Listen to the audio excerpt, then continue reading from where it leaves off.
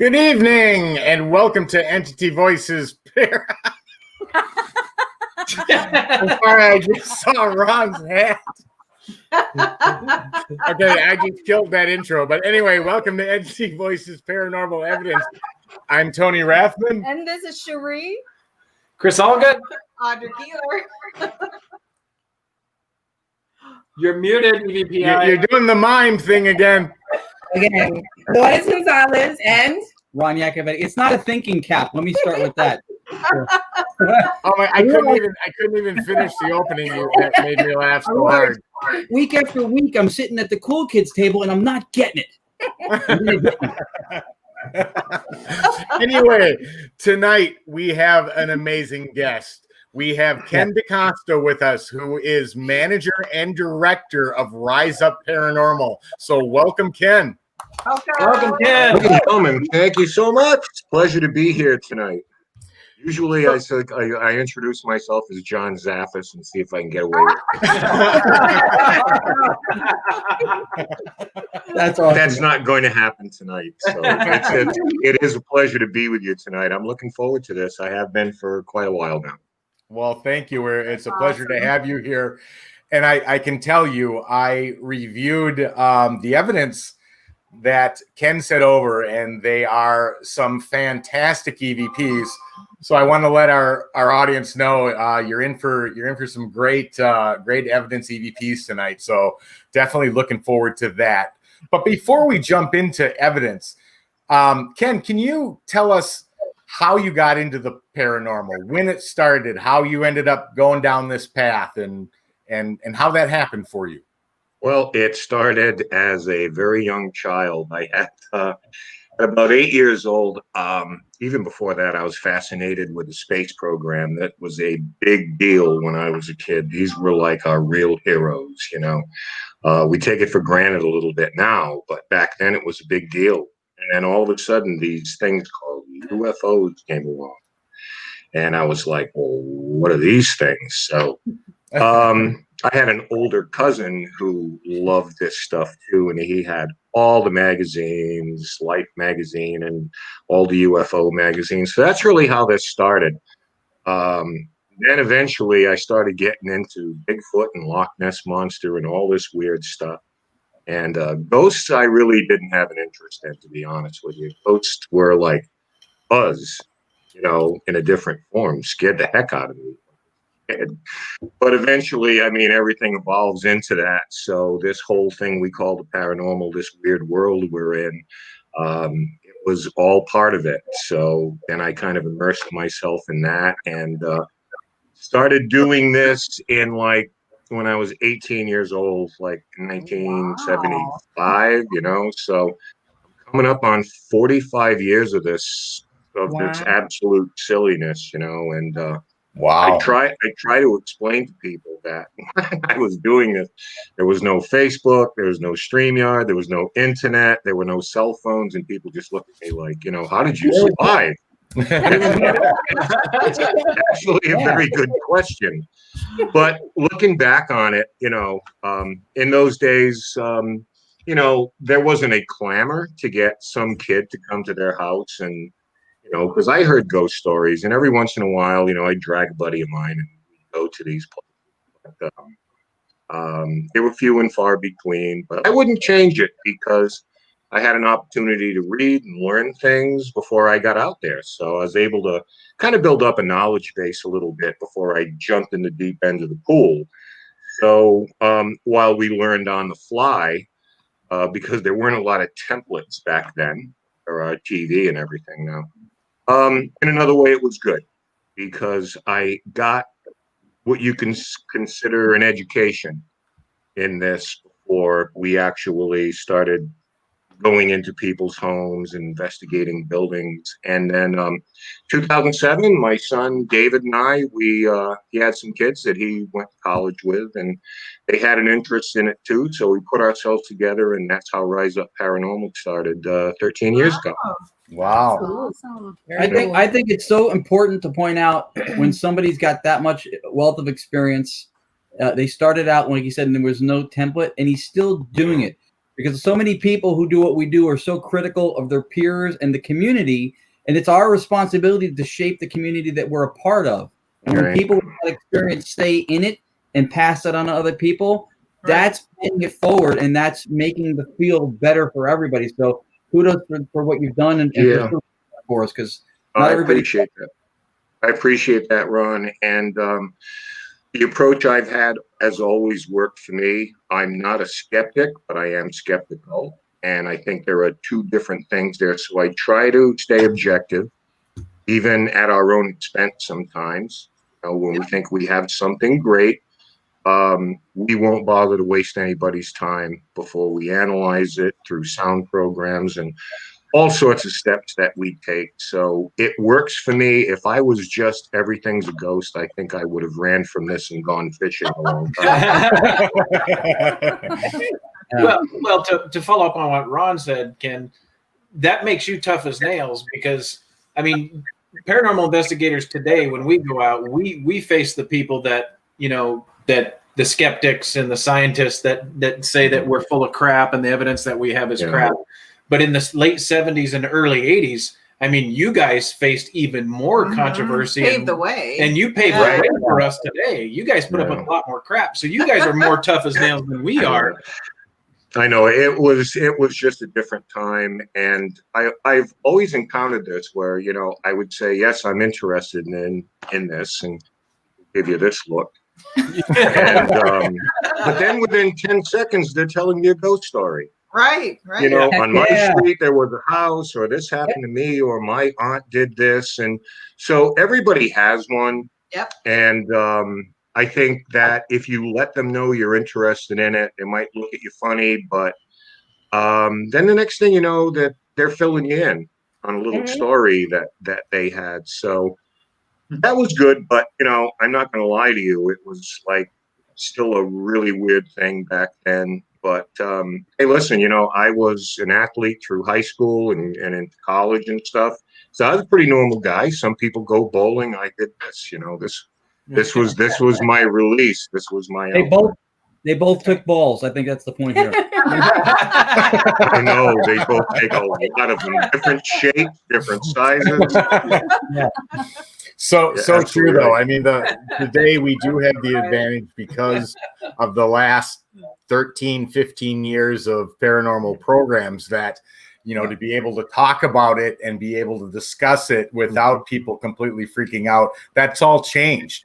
And that does help. And it does help with people telling the stories like you're referring to, Ken, that, this is what happened to me. Because everybody does have personal stories, whether they are skeptical or whether they're believers or anywhere in between. Most people have a personal experience that they are wondering how that happened, what occurred. And when you get them opened up, they'll share them with you. And I can't imagine how much more difficult that was back in the 70s. But I'm sure it was. It was like black and white. Well, yeah. Imagine new equipment coming out and you're all excited about the Polaroid camera. Exactly. And you can use the pager for that was Instamatic, where the picture would come out. That was like a big deal. Right. My sister had bought one, and I was always like pinching that from her and looking for her camera, and I'm out someplace else. But I mean, you're right. It was like it was a lot different back then. And I think the thing with generations of kids coming up now, their template is television. And like everything, there's a yin and yang to it. So I'm glad that they're taking an interest in this, but sometimes it creates unrealistic expectations in the field too, particularly, I guess, with clients who kind of tend to self-diagnose themselves a little bit based on what they see on television. So absolutely, this is why we go through an interview process and just say, we both have to mutually agree on an investigation, because that's an intrusive process. Right. If we're putting cameras up, you can't watch TV, you can't listen to the radio, you can't talk. So before we jump into that, we like to have a talk with them and let them know in real life, it's something much, much different than what you see on television. It's just, it's a very powerful medium. It influences people, but try to walk that balance as best we can. What else can we do? Yeah, that's an excellent point too, because even when you get to the people that are actually having real paranormal experiences, and getting to that point is a challenge in itself. When you weed out and you find out that, maybe they missed some medications or took some wrong medications, or, people, I know you that laugh, story. but it's true. And we've run up against that many times where there is nothing going on paranormal there at all. Or in fact, we never even looked because there was a whole set of circumstances that were way beyond paranormal. And most people don't think about that stuff, but it's all part of it. We all of us at one point has that come to Jesus moment, where you get a phone call at 2 a.m. from a woman who claims that they have fairies in her house, and one of them is riding her dog around right now. Yeah, I wish I was making that up. That sounded like a real story. Yeah, I'm sure it was. That is an absolute true story. I've heard of husbands turning into werewolves in the dining room. Wow. And I've had my share of those. But, at the end of the day, help comes in a lot of different forms. And sometimes it's help that we can't provide. I have never, ever claimed to be an amateur scientist or an amateur psychologist. So it's very important to reach out to people, but it's equally important to be able to say, I don't know. That's something in the paranormal field that we lack. People need to learn how to say, listen, I don't know. I need to consult. I need to get some help. Here's what I can do to reach out to you. But we don't have to make up stuff. Like I say, I'm not a psychologist. I'm not equipped to do a study on someone or anything like that. So we have to remain humble. Right. Right. But sometimes people just need somebody to listen to them too, whether it's fairies riding a dog or not. They just need to reach out to somebody and have that connection. I absolutely agree with you. The way I've always looked at this is that there are people who will contact us and tell us things that they, as total strangers, that they likely won't tell their family or coworkers or best friends. Right. So I take that very seriously. I take that trust in us very seriously. And if they have a legitimate claim and we can get to the bottom of it, then we're more than happy to help. There's no question about that. But we're also, we're kind of like amateur counselors. Agreed. In a lot of ways. And as Audra said, we've helped people right over the phone where I've never been to their house, but they just want to talk something over. It's hard to come up with a conclusion because we've never put in the place. But we can give them a little bit of guidance as far as coping mechanisms and things like that. And because to me, the best possible result has always been to tell someone that you're okay. You've got some weird water pipes, or we can explain these noises. It doesn't always appease them, but we're never going to do anything but tell people the truth. Right. And if we spend 5 or 6 hours in a place that they've lived in for 20 years, it's kind of unreasonable to expect everything that you've experienced, we're going to experience in that very small window. Right. Correct. But all we can go on is the data we collect, and we can give you, we can't give you the final word on it, but we can, try to help you, give you a conclusion, and stay in touch with you. Yeah. What I've also found is the best message that you can send them too is, you remember, this is a spirit. This is a form of energy. This is not something that can physically hurt you, right? This is just something that exists in the same area that you exist in. And you should be more afraid. When people ask me, they said, how do you guys go out and do this stuff and investigate these crazy places? And I look at them and go, I worked with law enforcement for 10 years. Real people scare me more than ghosts. Absolutely. Yeah, that's a great point, Chris, and there's some real truth to that. And, depending on the type of spirit, if it's, truly a demonic one, they can hurt you, but that's so rare. I mean, in the 11 years we've been doing this, we've ran into it maybe once or twice. Yeah, when you get scratched. Well, yeah, and a couple of them, but yeah, and TV plays, a big role into what people are expecting is going to happen, and there's positive and negatives to that. But those are all great points, and I think we follow very closely to how we interact when we're doing personal home investigations. And there's nothing worse than to give them information that isn't correct. And obviously, if you can explain it through a natural cause or pipes or whatever else there. You're gonna want to go with that first, and to skip right over all that to a paranormal makes no sense at all and doesn't help them either. So I don't think so. No. So I mean, we've come wrong. up with a term for it. We call it stacking, and that's when something happens that's really weird, really odd, you can't explain, but the sense of anxiety gets heightened. So now after that, every little noise, every little thing out of the corner of your eye goes on that stack. And I've always thought one of the main things we can do is bring some calm and bring a little bit of well-placed humor into the place, which relax people, but start to unstack those things until we get to the root of the problem and take away things that probably are pretty mundane, and just kind of like lower that anxiety. And this is why I hate groups who would go in and introduce fear. Right. Because fear is a powerful emotion. You can control people through fear. And a lot of times it's a very powerful feeling, but I've always thought the opposite. I thought our job is just basically to, never sugarcoat anything, but go in and take away that anxiety from people. That's the best thing we can do. Right. You're there to help them, not to put fear in them. That's not helping them.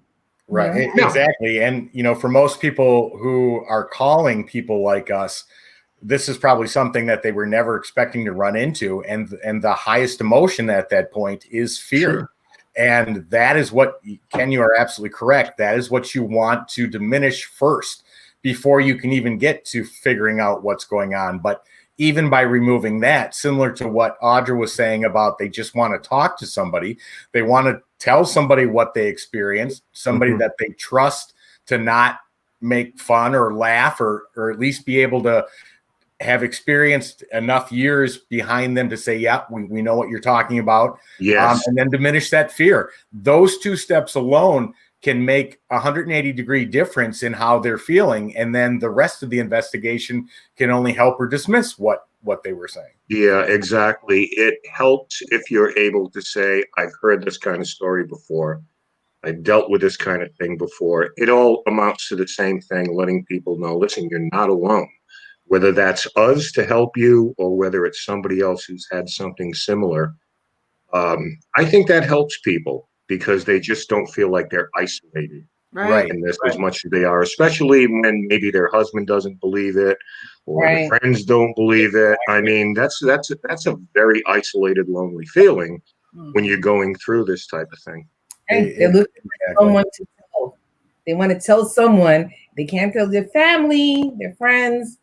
So it's us. Therein might be part of your silver lining, and the flip side to the media always gets the negative halo of what the expectations are and the fears and how everything's demonic.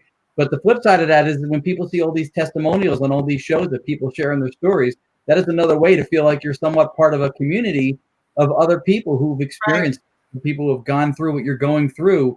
It takes that singularity out of it a little bit, I think, too, just to have that outlet. So there's the flip side to the media involvement of it. Right. Well, like I said, there's a yin and a yang. There's a positive and a negative to anything. I think the positives in getting the message out there far outweighs the negatives. I just think that it makes it a little more difficult for us because we really have to break it down to people when they call you and say, I need an investigation. It's like, wow. Pump the brakes a little bit here. Like, first, tell them your story, and then we'll go from there. Because we're not going to be rushing in with TV cameras and anything like that. Right. And I understand when children are involved, it's a different dynamic too, because you don't want kids to grow up being ostracized. You live in the haunted house, and they get teased by. There's so many dynamics involved in that. So true. You know, in the family role, that it helps to be able to connect with people. We that's the thing. You always kind of remember that we're not doing it for us, we're doing it for them. And you have to make that connection. You have to be conciliatory. You have to reach out to people and let them know that they're in a safe place, you know, emotionally as well as physically. Yeah. Well, and going back to people criticizing them and not believing what they are, you know, you go to a psychological and an analytical role of fear, and the number one cause of fear is people feeling alone in what they're experiencing. And when you can take that feeling of them being alone, even if it's just us saying, we understand, we're going to try and do something, we'll get you some kind of an answer to make you feel better.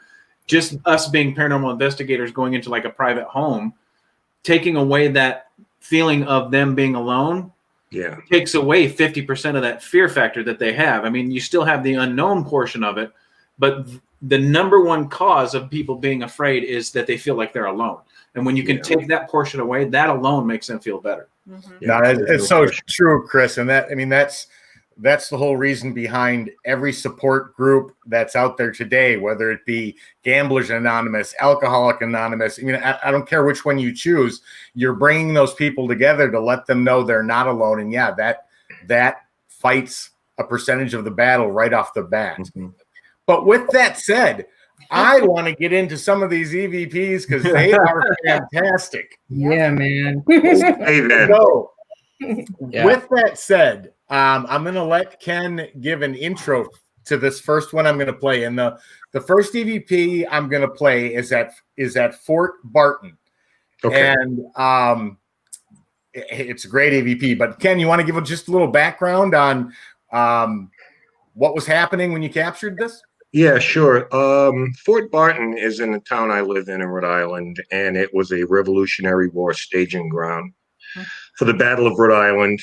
And there have been long since I was a kid, people reported a woman walking the streets, a woman in white. It's always a woman in white. Always. Right. So Shri, Lourdes, Audra, please know that when your time here ends and you go to heaven, you will be issued a white dress. So you've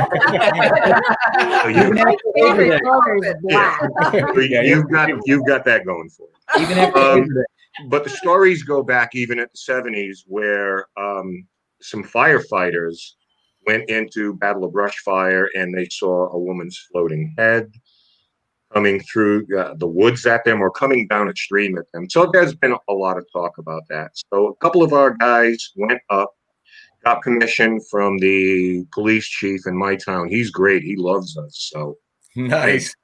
Our lives easier.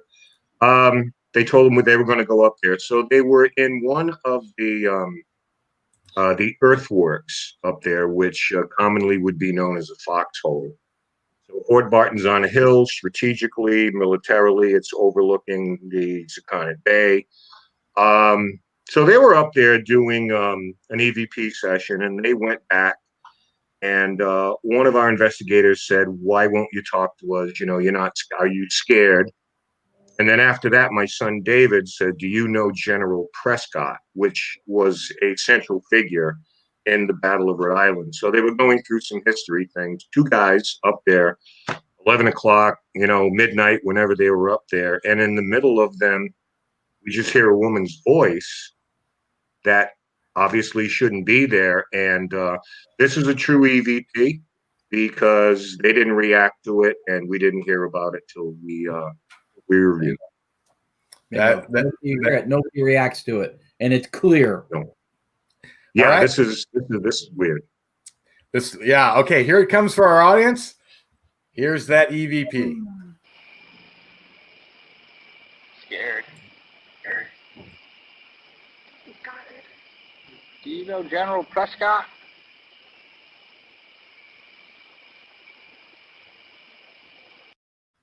All right, that comes through really quick. Let me play it one more time for the audience, but you can hear that voice clear as a bell, and it sounds either woman-like or childlike. I'm not sure which, but not any of the two that are speaking. So let me play that one more time for the audience.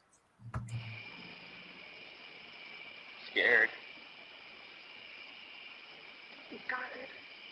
Do you know General Prescott?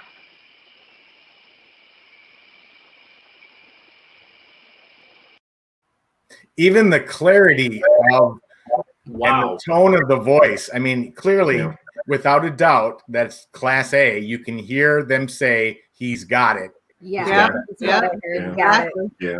The thing about this that we noted is that when you hear a woman say, "He's got it," she's using a contraction, he's. Now, contractions were around in the late 1800s, but they weren't really used in the King's English if we're talking 1777 or 1776. So that suggests that whoever's might there be from a more contemporary time. So that's just something to bear in mind when you hear language, things like that. That's a great analysis. So That's a great analysis.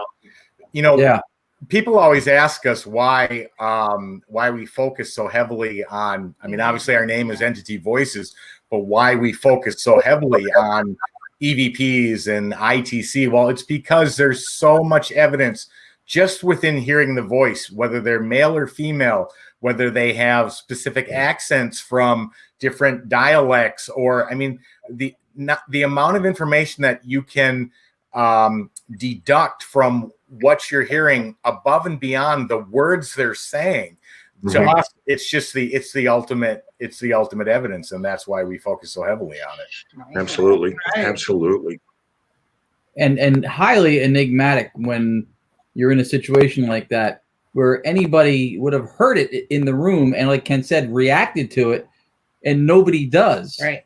Nobody does. And that's it bears repeating, because for people watching who may be casually involved or don't know, that's a huge hurdle to vet the quality or the legitimacy of the catch, because people react. And when we go somewhere, if somebody whispers or knocks something or their stomach gurgles or whatever like that, she's like, tag, tag, tag, tag. Right. So you review it, you know it wasn't tagged, it's legit. So nobody reacting is a big, big thing that's not to be played down. Yeah, yeah. No question about it. So, you know, the stage was set. I mean, everything was a perfect confluence of everything. Only two young men outdoors at a historical place, no one else around. And then, you know, to get this, it just, everything fell in line that it was like, wow, you know. So we're not above being amazed by some of this stuff too. When the headphones go flying and you find something, you know, it's pretty exciting stuff. Yeah, that was awesome. So I'm going to move to the next one. And Ken, I'll let you give another intro again to this one. This is Belcourt Castle. All right. Well, Belcourt Castle is one of the famed Newport mansions here in Rhode Island. And in this particular mansion, we had the opportunity back in 2009 to spend an entire year there. So they essentially gave us the keys and said, lock up when you're done.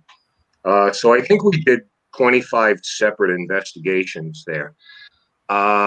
In this particular clip, we had a guest with us that night, and this woman and her daughter joined me in the organ loft in the grand ballroom, and I'm talking about pipe organs with pipe big around it, absolutely stunning.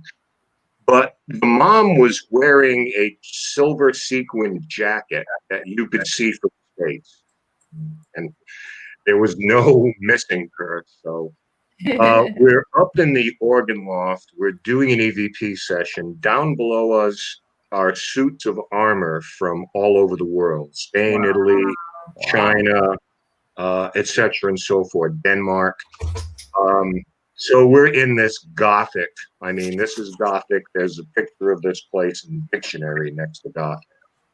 And we're just doing a session, and I forget in context, she said, well, all right, or something like, I don't even know what she's referring to. It was a while back. But then after that, we hear a voice, and what you're going to hear is the word alema. And, you know, if you want to play it, we'll explain what that is. Okay, and here that one comes now. Oh, so am I. All right.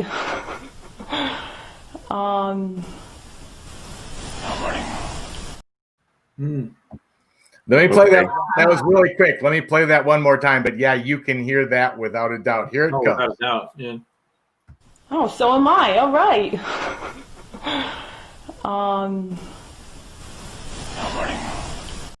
Wow.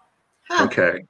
So the clue was this particular mansion has artifacts from 33 different countries. Russia, they have mummy wrappings, they have Napoleon's tea set, they have an Wow. incredible, swords from, Chinese dynasties. So it wasn't a leap of faith to think, I don't know what Alema means. So we needed to consult different languages. So a good place to start was those suits of armor, Italian, Danish, etc., and so forth. And we found that Alema, Spanish, means silver. Oh, wow. So if you're looking at what this woman was wearing, and it was loud. Wow. They're like, maybe we're stretched to connect those two dots there. Yeah, exactly, Lord. Back off. Well, So I don't think it's that much of a stretch to say that whoever this was cognizant of us and acknowledging us, and just mentioned like, wow, silver. Wow. So that kind of fell into that place is very beautiful. Yeah, we were looking through pictures of the inside. Yeah. It is phenomenal. Isn't it? If any of our audience has never seen it, go look it up on Google and just scroll through the photos that are there. It is absolutely beautiful and absolutely fascinating. Yeah, it's a wonderful place. Absolutely beautiful. And Mrs. Tinney, who owned it at the time, has since sold it to Alex and Ani, by the way, the jewelry company. Oh, wow. And they have poured millions of dollars into it to bring it back to its original state in the 1800s, because essentially Oliver Belmont Hazard was the original builder of it, and that was his summer bachelor pad. Nice. Wow. That's a nice pad. That was his bachelor pad. That was his rough. bachelor pad, man. Yeah. So Toughen it with ramen noodles and a castle. yeah, really, exactly. You could bring a horse and carriage into the mansion. They had like a place that, because God forbid anybody get out in the rain. So you could literally bring it into what is the grand dining room now, and everyone would get out of the carriage and, go park it outside. It was like, you want to talk about opulence in the Gilded Age. Yeah. Wow. Pretty cool. And For everybody that's watching, this is our weekend home. And we only use it on Wednesday. And me too. Me too. And in the summer, I've got an open portal behind me.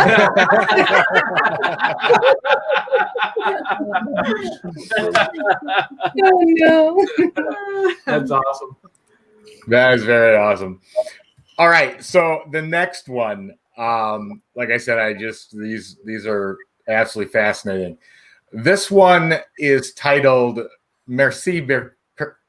Bercou. Mm-hmm. This particular one was at a mill in Woonsocket, Rhode Island. Someone had just purchased. So we had gone in because it was a married couple that owned it. And the wife had asked us to come in because there were weird things that happened there, and she was going to rent floors out. They had their own business, plastic recycling or something, but they wanted to rent the floors out, and they were going through all this work, and they just really wanted to know if this place was okay, and if we found anything weird. We did. This actually ended up on an episode of Ghost Hunters a few months later, but we had gone in before then, and actually were kind of in contact with them. So they ended up, filming there.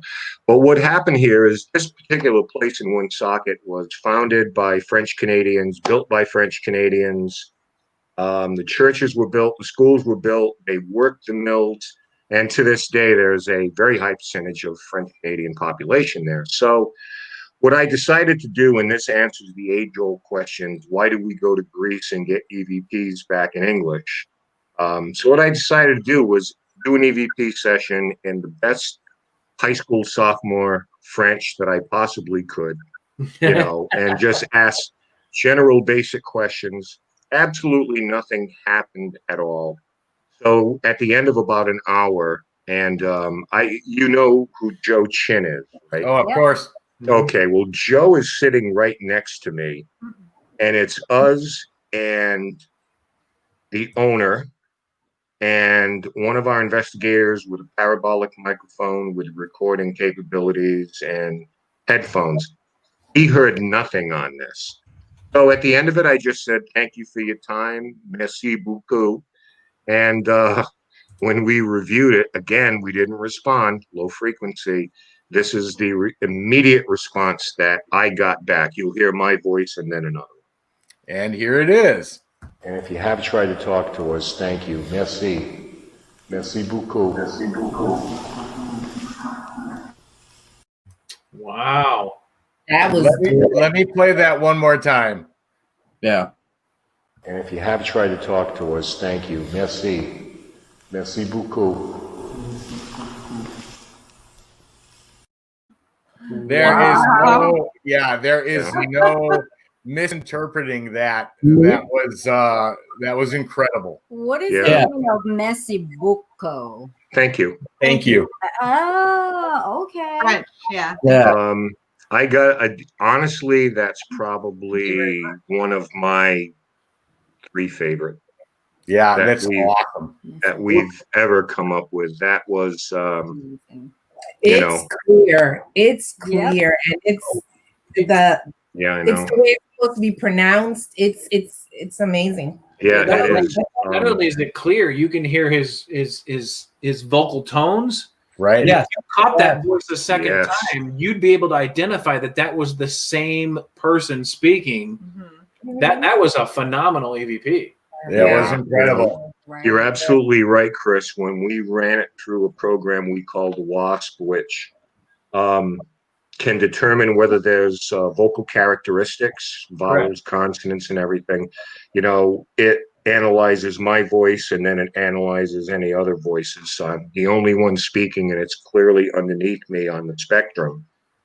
So, I mean, obviously, that's just to prove it's low frequency. The amazing thing is the guy with the parabolic mic got nothing, because as soon as we had it, we got a hold of him and said, no, I haven't reviewed yet. Well, you need to, like, right now. And we gave him the timestamp, et cetera, and so forth. And he said, I got nothing. Wow. Yeah, that's the amazing thing, though, about Spirit's ability to leave EVPs is that they can leave it on every device. Yeah. They can leave it on one device when there's 4 of them 6 inches apart from one another. Yeah. So I'm not surprised that it showed up on one device and not a parabolic, because they aimed it directly at you who was saying it. And was that by any chance the recorder closest to you? It was on it was on top of a towel, which was on a fender of a trailer that I was sitting on in the garage where they repair equipment, because they had seen something on their security camera that was obviously a bug. Wow. But we had gone in there to just, we're here. We did an EVP session, and you expect absolutely nothing.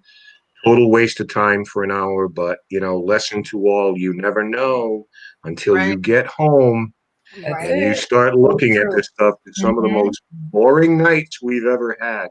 Yeah. We've come out with just The something greatest. phenomenal. Yeah. That was incredible, though. Just incredible. It sounds like it could have been something even environmental if it was a garage, right? It could have been somewhat of maybe an echoey factor to it. It was getting audio support possibly from something too, because it wasn't that tone. Yeah, it wasn't a whisper EVP, and it's not a mechanical wave that would be made by something materialistic like the vocal.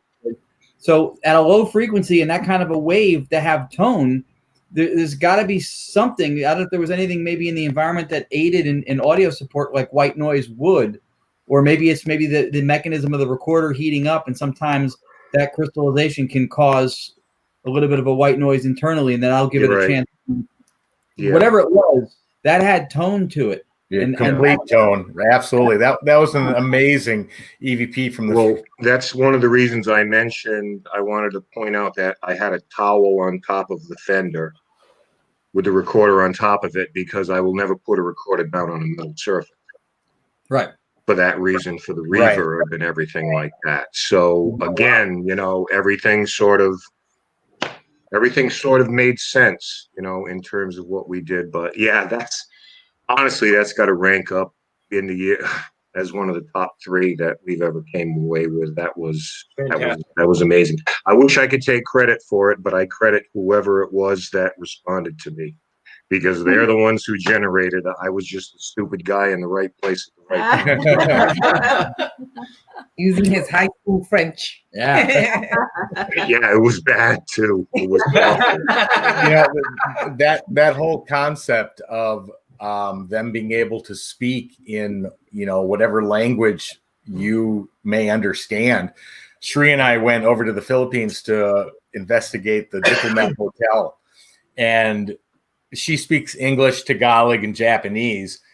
I only speak English, but we received EVPs from that location in English, Tagalog, Japanese, and then we had one in Latin, which I had to research for weeks to even try to figure out what it meant, because neither one of us speak that. But you know, there's that concept that spirits can communicate in whatever language they know you're going to understand, and that was strange that you were not strange. It was awesome that you were putting forth the French and got the EVP responding in French. That's just that's like, research. Like you, Tony, I speak English, and I probably don't even speak it all that well either. Being from Rhode Island, you know what I mean? Yeah. You're quacking. You only know 3 languages. What's up with Latin? Yeah. I know, right? It's kind of like, I talked a little bit about it before, being conciliatory and respectful. So I thought maybe it's like when in Rome type thing, just to make whoever's there is a little more comfortable, or maybe to convey the idea that I'm trying, you know, I'm willing to go to this length, communicate with you, you know, because I want us on a level playing field here. To make them comfortable. It's an audible trigger. It's an audible trigger object, to be honest, and it's a really smart tactical approach to make. So, by the way, when I was in school, I took English as a second language just so I would look really good on the first day. He already knows his name. I know. Got it. Well, what's phenomenal about that EVP is if you go back and you listen to it a second time, you can almost see that it's a, how can I say this? It's an emotional response to you responding in French. It's almost like that merci beaucoup is like, oh, hey, thank you for speaking my language. You can hear the different. Possibly. Yeah, you can actually hear it in there. Not only can you hear the characteristic of the voice, but you can actually hear the happy tone that you actually spoke a language that he understands, and that's how he responds to it. It's phenomenal. If I spoke a little better, maybe I'd get a response earlier. Maybe he would have added a few more phrases to that. He's something cool to me. He's like merci beaucoup. I don't know. He's yeah. Exactly. Or maybe they were just happy it was coming to an end, you know. Okay, I said hi, now leave. Yeah, I've had enough of your Fringlish right now. Fringlish. Too funny. It's okay. I use Taglish too. You do. There's sentences I have to go, what? But that's what makes it fun. Okay, so I'm going to move on to the next one, because these, like I said, I just love these. And of course, being Entity Voices, I was like, ooh, EVPs. But the next one is from the Pain House, and it's called ABCs. Yeah, Pain House, Coventry, Rhode Island. We have been investigating there for, well, this would have been 9 years, but we sort of, with everything going on in the world, we thought it wouldn't be a bad idea to just take a little time off from that. Hopefully we'll be back next spring. So we've been there since 2011, and we have encountered a child's spirit there to the point that we recognize her voice responds to us. Wow. I had a pick of a number of very good recordings from this particular place. There are literally dozens of them. But the reason I chose this one, folks, is that it seems to convey the idea that there is an acknowledgement of us now, because we are getting direct responses to questions. So one of our female investigators just basically was running through the ABCs, and I thought it was, it turned out to be brilliant on her part. She's like, A, B, what comes next? And this is what was recorded. All right. And that's perfect description for what you're about to hear. So here is that clip. And I say C, and you say... Whoa. All right, one more time for our audience, because that, first of all, it's brilliant because you're dealing with a child spirit. The ABCs are something they are going to know, and she used that approach to bring that child that knew the answer, was excited. You can hear it even in the just saying D that they knew and they could answer. So I find this absolutely brilliant. Here it is one more time for our audience. And I say C, and you say... Oh my Yeah, this has been a string of things. We have another recording. It's actually caught on a video camera microphone where it was a very slow night. Nothing was happening. We had a base set up. One of our videographer, Julie DeMay, was coming back to the base, and a couple of our people were there, and she said, it's one of those nights, not anything's happening. So she had a little trigger object of a teddy bear. If you go to this place, we've put toys all over the place, and not to just see if it moves, just to kind of reach out to her a little bit, let her know that we care about her. Because as a child, hopefully she's not lost. I mean, it breaks your heart a little bit. It really does. We're all human here. But as she put this down on the camera mic, you hear teddy bear. Oh, wow. Which is the little girl saying this. The amazing thing about this is that a teddy bear didn't come into our consciousness until the 1920s. President Teddy Roosevelt. He had an encounter where he was going to shoot a bear, and he didn't shoot a bear. So one of his aides disabled a bear and said, we want to get a picture of you shooting it. He refused to do it. So it became known as Teddy's Bear, which is where this came from. So a child from, this place, 1668. So, 1700s, 1800s, 1900s. And we were the first people to spend a night there in 140 years because they had no guests. And this is back a couple of years ago. So it begs the question, how would a little girl from that time know what a teddy bear is? I could see bear, I could see dolly or something like that. So the implication there is perhaps she's learning from us, that she has made herself present and is invested in the visits that we make. Again, not trying to connect too many dots, but I can't think of another explanation for why that term was used in that context. Wow. Yeah. That's a plausible line of thinking, and we have to strategically kind of analyze and try to corroborate and chain ideas together to try to make sense of what we don't always have all the pieces of. So, that makes complete sense. They don't know what digital recorders are too, but they imprint their voices on them or we capture them. They don't know what a lot of the stuff we bring in is well after the time, even older than the bear concept. So I think when you say that maybe she's learning from us, I think that's a really, really well-educated guess. And a probability. That's definitely a probability. Yeah, I think that we've heard a lot of that type of thing in there. We were doing an experiment, an EVP experiment, where no one said a word. There were 6 people at the table, and they all, in 15-second intervals, repeat the same question. And at one point, because this little girl, I know it's cliche, but we call her Sarah. It's kind of a, Mary Sarah. But she responds to it. But one of the participants messed up and said, is Katie here? And I'm in the other room listening through the laptop, through a microphone. I'm not to interfere. And I'm kind of like, oh, you got the name wrong. And then we record a voice saying, is Katie your name? So it's like there was no Katie there. and whoever this spirit was knew there was no Katie there. But the coolest part about it is that the spirit asked this woman a question. Wow.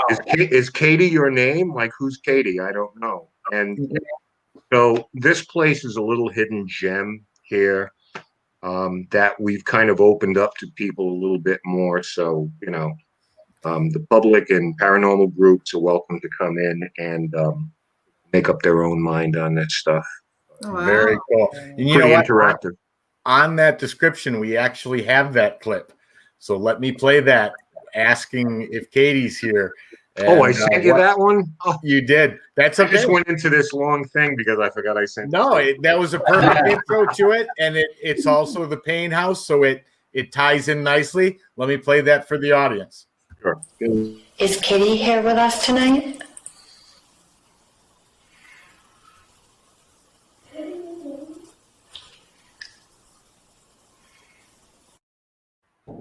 Yeah, clearly you can hear her say Katie's your name because she knows that. But let me play that one more time for the audience because, like I said, the spirits in EVP sometimes speak very quickly, and although there is 3 words there, it's right after she says it. Let me play that again for the audience. Here it comes. Is Kitty here with us tonight?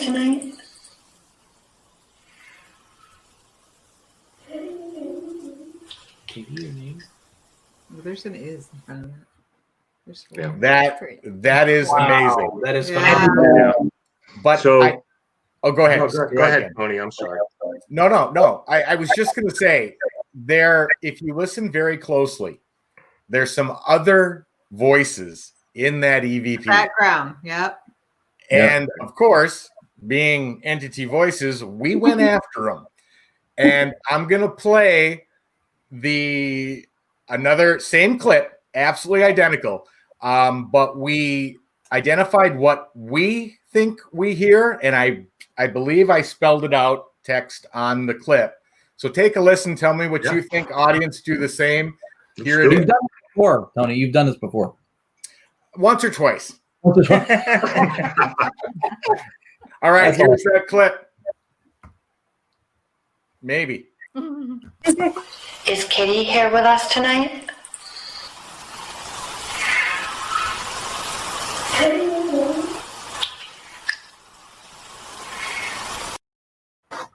Wow. So Katie nice work. was there, and Katie answered, "I'm next." Let me play that one more time. And the first one says, after whoever asked, "Is Katie here?" They said, "Hell no." Yeah. But here it is. Hear that whiz one more time. Is Kitty here with us tonight?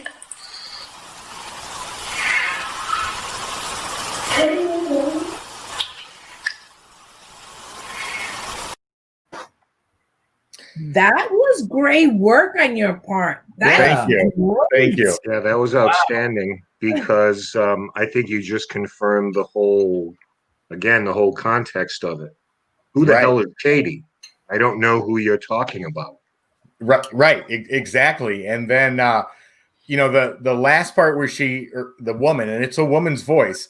I'm not sure the audio of that portion, maybe I screwed something up, but it sounded really light to me when I just played it now online. But when I was listening to it on headphones, she clearly says, "I'm next," meaning like they're going to call Katie next. But it was fascinating to me when I heard those syllables in there. So I thought that was awesome. great. That was what we were doing earlier. The bigger question is the lady that asked the question, "Is Katie, are you here?" Is she a sensitive? No. She didn't identify as one. I do know her. She wasn't a member of our group because I like to bring random people in rather than the group. Someone who's maybe never been there before and has no bias or no whatever the case may be. The purpose of the experiment, like I said, the parameters were no one is to speak at all. Don't whisper. You are not to speak at all. You are just to come up with a question. They're not predetermined. And then the next 5 people, 15 seconds apart, repeat that question. And then person number 2 asks a different question. Then 15 seconds, goes back over. And then third, fourth, fifth person, etc., and so forth. So we do this with a microphone. I'm in another room. I'm not part of it. And we're not talking, and they're not talking. We're just going through the exercise. So, no one at any point, I didn't have to, pop in and say, hey, don't talk. They were very good about it. So there was no conversation in there whatsoever, other than those questions. But it seems to suggest someone is thinking the same thing. I'm outside like, Katie. You messed it up. You messed up the name. But actually, there you go again with these happy accidents that happen to us. Right. Well, it's almost amazing that she mixed the name up, but Tony found the response of "I'm next." So maybe there was a Katie in the room that she picked up on that she didn't catch that, and she was repeating the question, but made a mistake with the name. But there might have actually been a Katie in the room. That's amazing. It possibly it's again where we're trying to connect the dots, but I just found it fascinating that I was able to pull out more, make that at least audible to the point where you can hear it. And the hell no is very clear to make out. And like Ken said, it's you now have reaction from the spirit side going, Katie, there's no Katie here. What are you talking about? I thought the coolest thing was that spirits are asking us questions now. I mean, that's the best. And the other thing I was thinking of, I'm sending you all our clips now. So, well, let's go to the next one because I think there's 2 left, and I think I did that for the last 2. There were some things I was hearing, and I'm like, okay. So the next one I'm going to play is called Mommy, and it says Sprague. So you want to give just a little background on that? Yeah, sure. Sprague Mansion here in Rhode Island makes everybody's list of top 3, top 5, top 10 most haunted places in our state. That and Belcourt Castle, they're always listed. And in this particular case, we were at Sprague Mansion by the good graces of the Historic Society there. 2 of our female investigators are setting up in a bedroom on the 2nd floor. We had no background on this at all at this point. We knew it was the Sprague family. At one point, they're the richest family in the country. Beset by a lot of different tragedies over the years, similar to like the Whaley family in San Diego. Like everybody was suicide or death, or it was just a running litany of those things. And so they were in a bedroom. They hadn't done anything. They were setting up, putting recorders down, finding places for them, getting settled in. So they're just having a conversation, getting ready. And underneath them, we hear a little girl repeating 3, 4, 5 times, calling her mommy. That's what we're listening to. All right, here is that clip.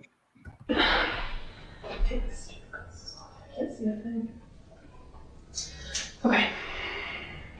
You want to repeat? What? You want to repeat? Okay.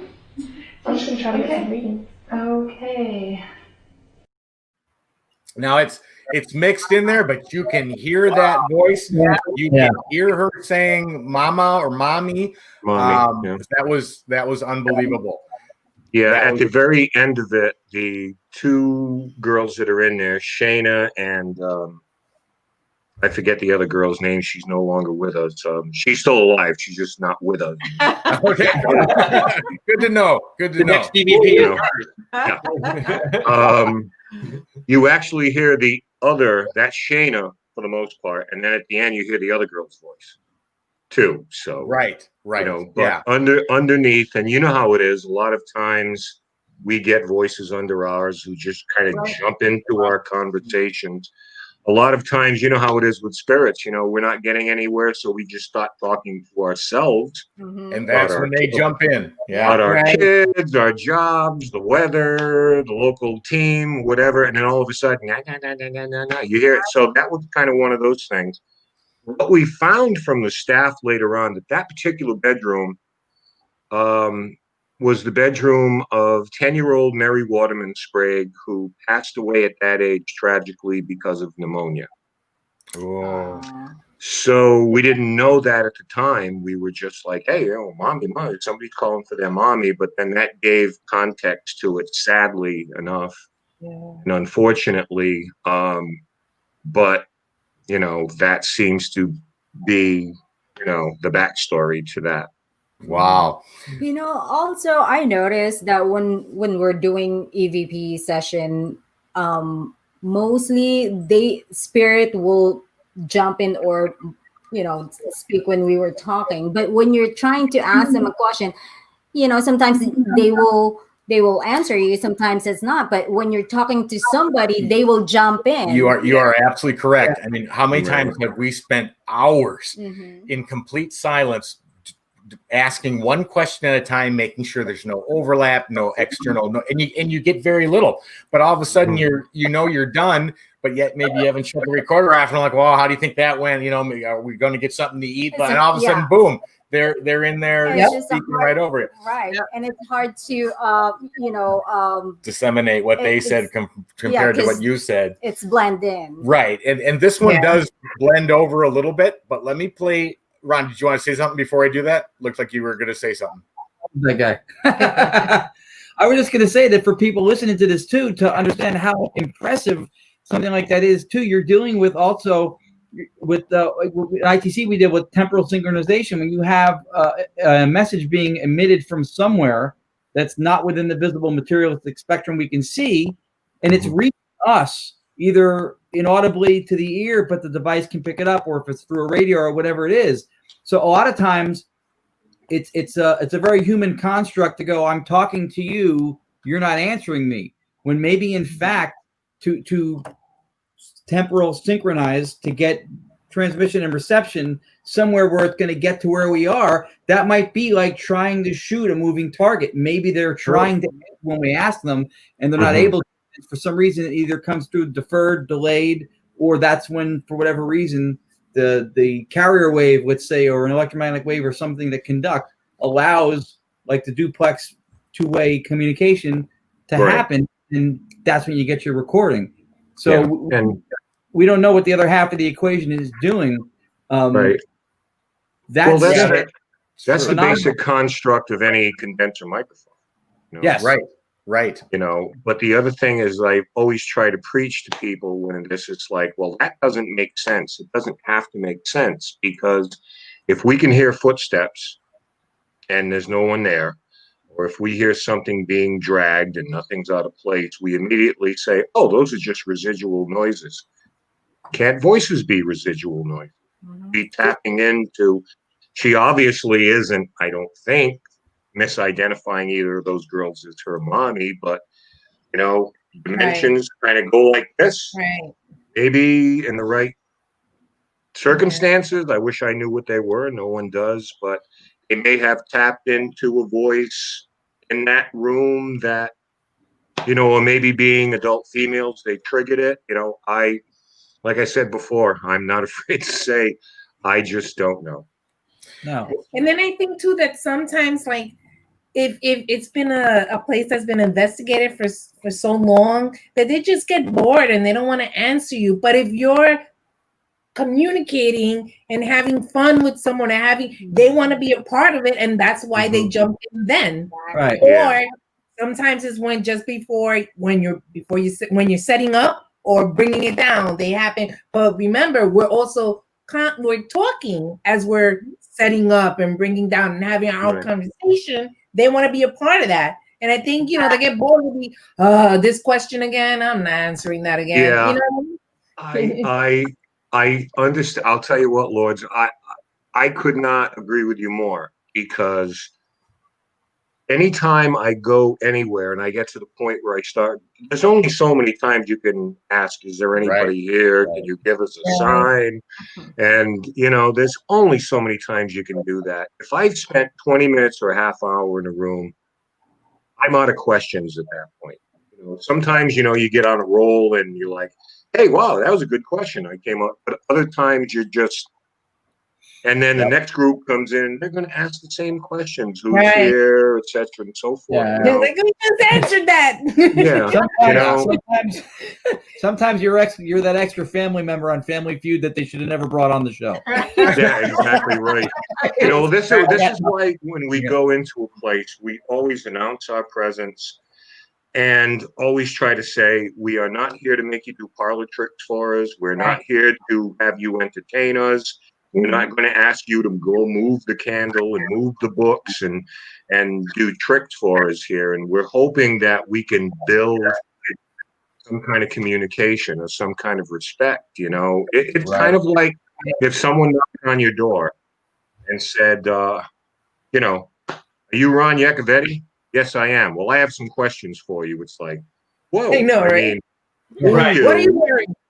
And what kind of questions do you want to ask? Because if we in another life retain our human characteristics, you know, our personality, our memories, and so forth, everything that makes us who we are, why would you not feel that way on the other side? So this is why we don't take a provocational type of position on this. It's like, look, I'm not going to assume everything in the world is evil. I just want to talk to you.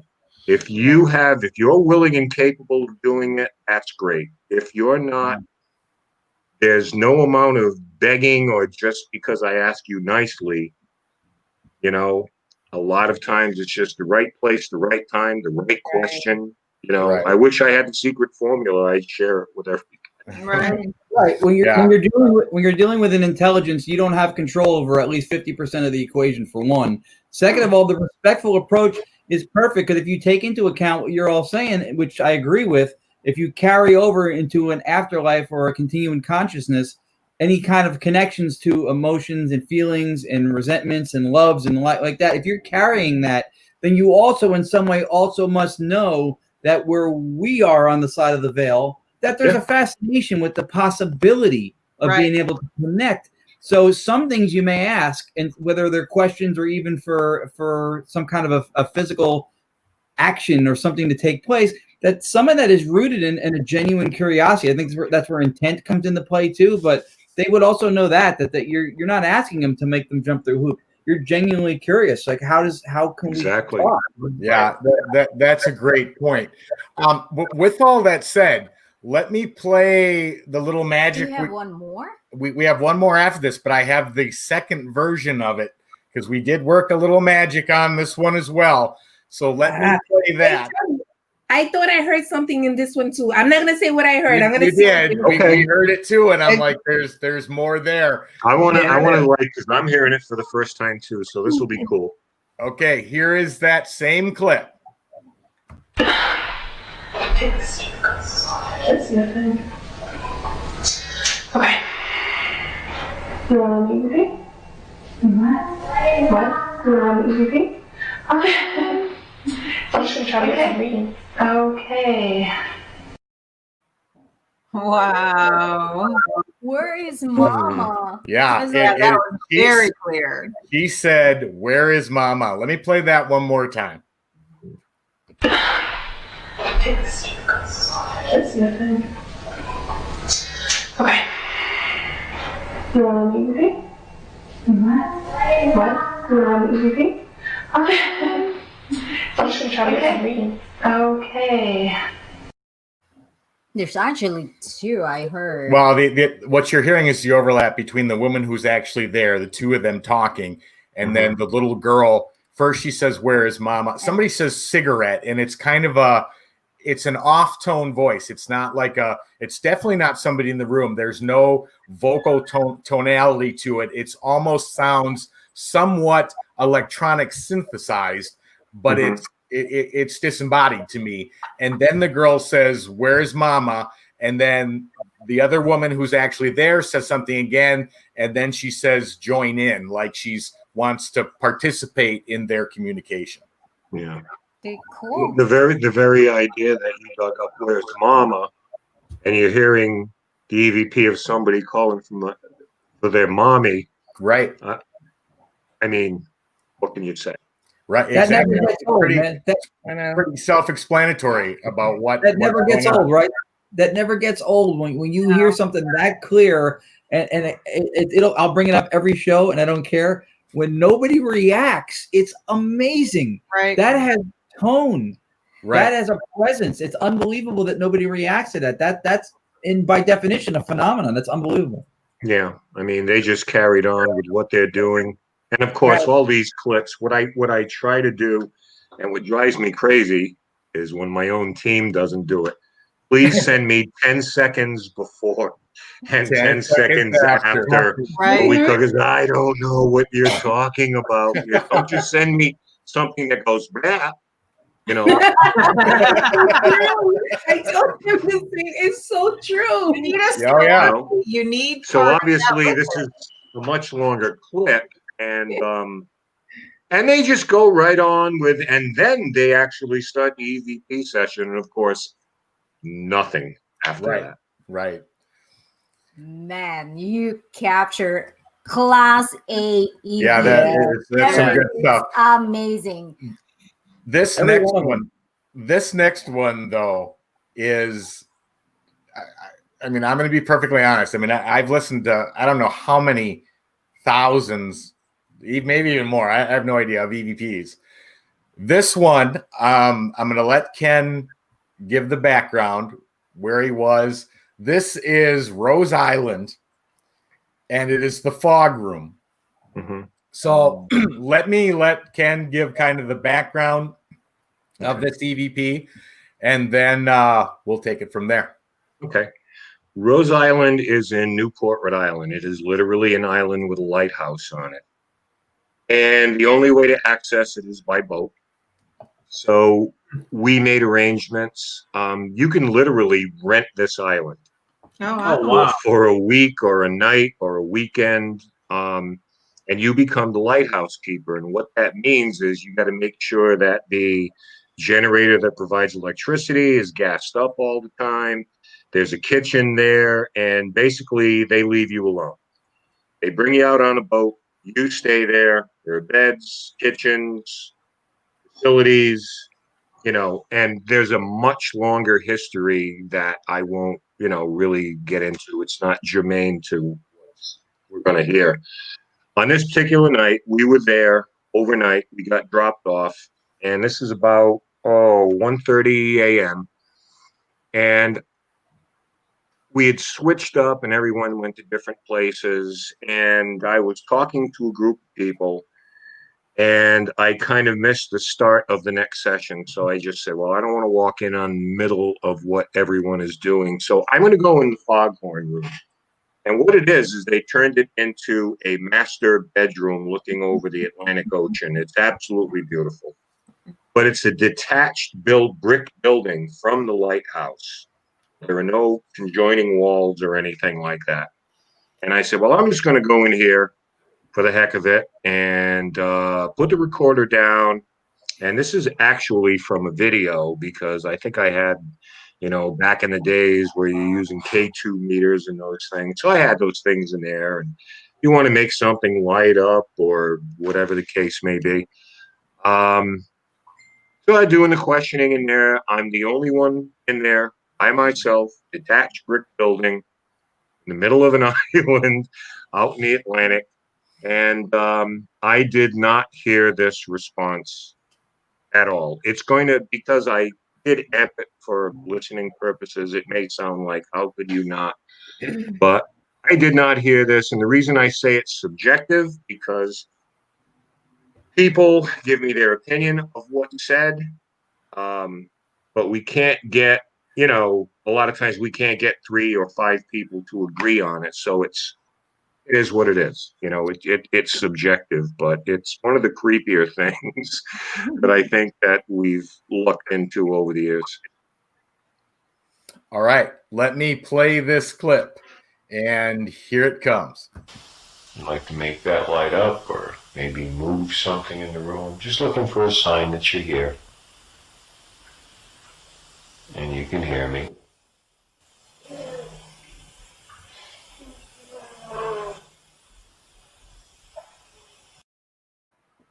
Wow. Wow. That's a clear voice, though. It's weird, man. It's without a doubt a voice. There is tonality, there is change in pitch, there is expression within the vowels and the consonants it's using. It is without a doubt voice. Let me play it one more time for the audience before I go any further, because they come up quick, and by the time you realize it's speaking, you miss. So here it is one more time. I'd like to make that light up or maybe move something in the room. Just looking for a sign that you're here. And you can hear me.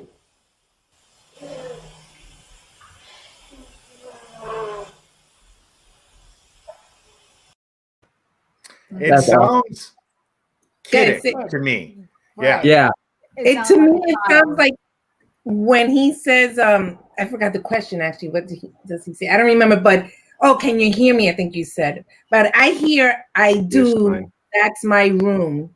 That's what I hear. Yeah, I definitely hear the room, Lourdes. I'm gonna tell you. No, I'll tell you later what I think it is. I'll tell you later. Say now. Say now. No, everybody's gonna hear exactly what I say. Okay. That it is, Okay. So. Save what you think then. Yeah. I am now gonna play what I've done to it, and you're gonna be able to read what I think I hear. Right. But be prepared for this, Ken, because A, you were alone. B, this voice is a little freaky. And C, what it says, I was shocked. Okay. So here comes that clip now. Okay. I'd like to make that light up or maybe move something in the room. Just looking for a sign that you're here. And you can hear me.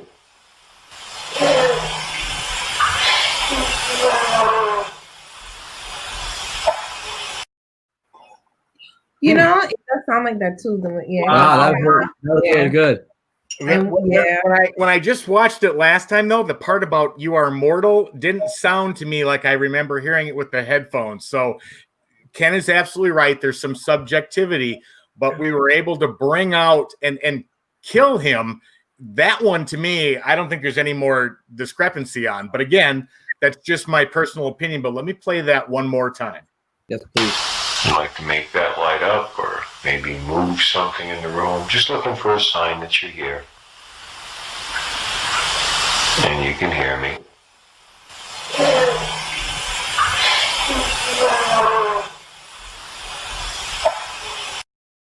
Yeah, you know what? I don't think that last word is mortal anymore. So I'm gonna have to go back and listen to it again. But the first one, I made it off the island, so that's always a good thing. So I think it's just that's my room. Kill him sounds like you're right. I think it's saying kill him. Yeah, it's that one I'm not as subjective about. I think the kill him is there. Yeah. And if you listen to it with headphones, of course we're broadcasting and the signal gets degraded and all sorts of other issues. But when you're listening to it from its raw source, the kill him and then that second voice, there's another voice that says, I can. And then the kid voice speaks again and says, whatever that last sentence is, you are not something. Yeah. Yeah. Tony, you have to explain to Ken that if we don't have an absolute answer by the end of the show, even if we have to do an 8-hour show, all the couples are going to be arguing. Yeah.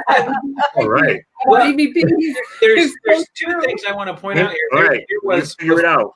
It's 11:19 my time. When would you like me to come back? So before Ken asks the second question, there's another voice in there. There's something prior to everything as well. Okay. So he asked the first question. Before he asked the second question, there's another voice in there. And what I'm starting to see is a trend, Ken. There is a lot of children that you are getting a response from.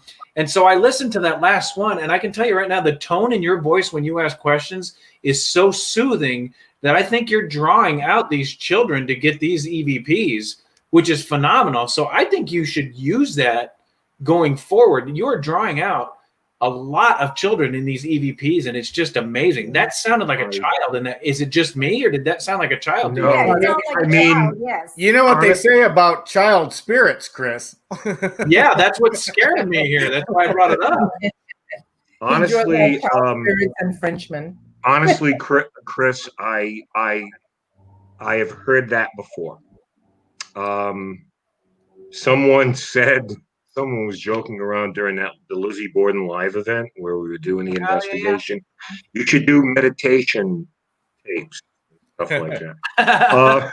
Pilates and yoga. Read me a I know about story. that. Like I said before, I know what works for me.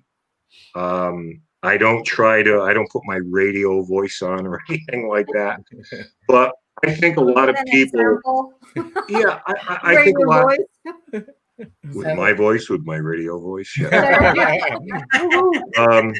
The time at the hour will be. He does have a great broadcast voice. He absolutely does. On every recording.